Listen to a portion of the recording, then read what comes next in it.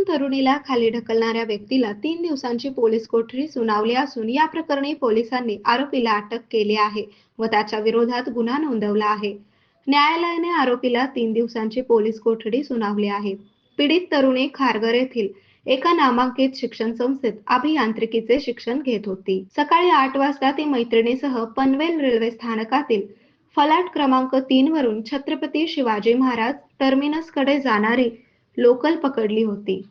ती महिलांसाठीच्या डब्यातून प्रवास करत होती. गाडी सुटताना शेख अख्तर नवाज हा महिलांच्या डब्यामध्ये घुसला. काही महिलांनी त्याला खडसावून खाली उतरण्यास सांगितले, पण त्याने महिलांशी वाद घातला. वाद विरोपाला गेल्याने रागाच्या भरात त्याने 18 वर्षीय तरुणीला मागून जोरात धक्का दिला. त्यामुळे तरुणी थेट रुळांवर पडली. तिचे डोके, कंबर आणि हातपाय यांना गंभीर दुखापत झाली. लोकलमधून खाली पडल्यानंतर घायाळ अवस्थेत तिने वडिलांना संपर्क करून संपूर्ण घटनेची माहिती दिली.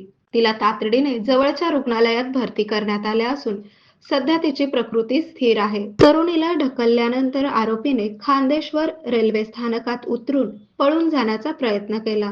मात्र डब्यातील सतर्क महिला प्रवाशांनी तातडीने रेल्वे पोलिसांना याची माहिती दिली. पोलिसांनी शेख अख्तरला खांदेश्वर रेल्वे स्थानकातून ताब्यात घेतले. न्यायालयातर्फे त्या व्यक्तीला 3 दिवसांची पोलीस कोठडी देण्यात आली आहे.